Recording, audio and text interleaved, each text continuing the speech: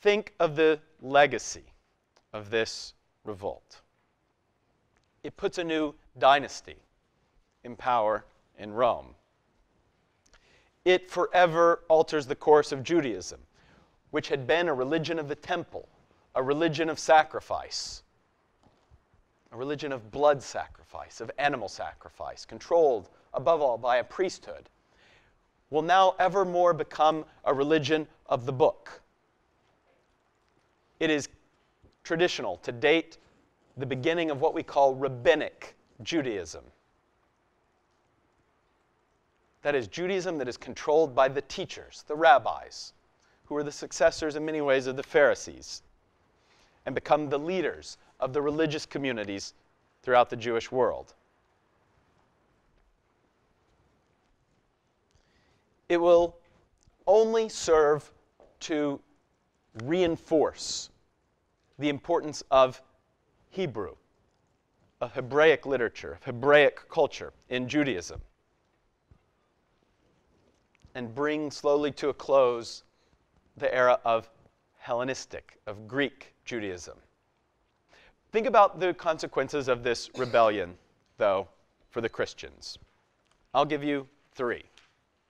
One is that it further distinguishes Christians from Jews, especially in the eyes of the Romans. And many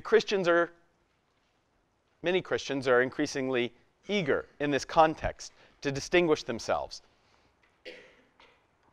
Think of the message of a book like Acts. One of the subtexts of the book of Acts is that Christians aren't dangerous. When is the book of Acts written? 85-90. Just a couple of decades after this revolt. And one of the subtexts of Acts is that Christians are not seditious. 2, the destruction of the temple and the destruction of Jerusalem is a trauma for Jews and for Christians alike. It is there in the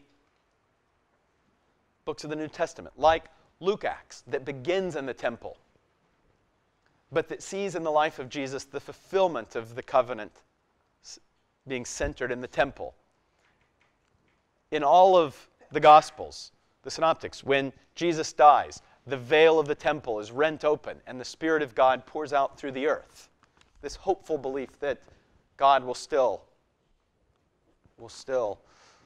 communicate with mankind. It's there in books like Revelation, as we'll see next week, where the Christians will imagine the eternal paradise, a new heaven, a new Jerusalem, a new temple.